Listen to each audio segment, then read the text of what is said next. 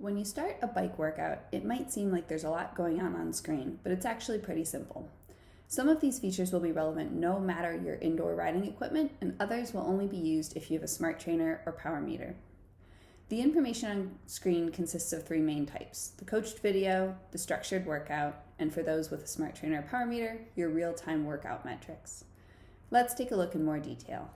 At the top of the screen, we'll start with the basics, the start button. This begins the workout video as well as the structured workout itself.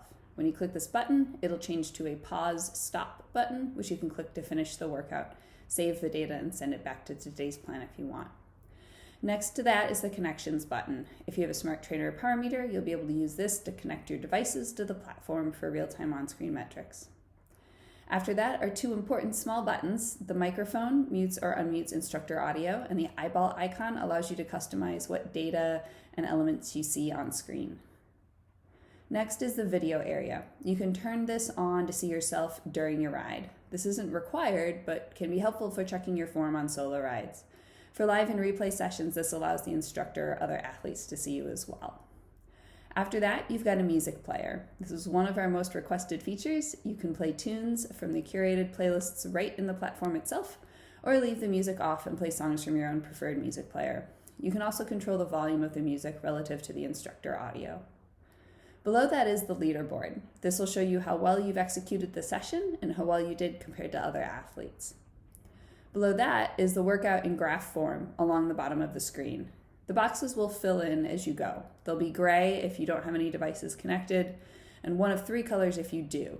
Red means you were above the target range for that interval, green means you were within range, and blue means you were below.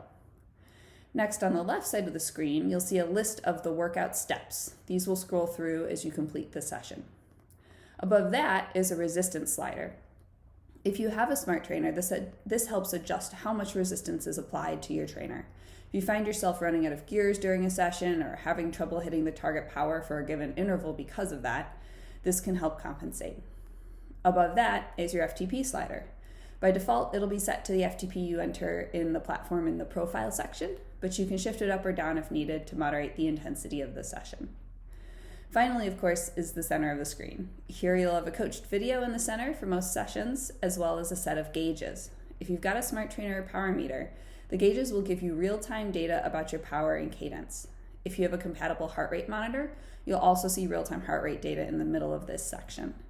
We'll talk about dials more in future VODs, but just as with the graph along the bottom of the screen, they'll be color-coded to tell you whether you're above, within, or below the prescribed interval targets.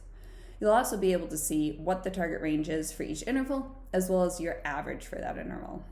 Finally, there's one thing you can't see on this example, and that's other athletes.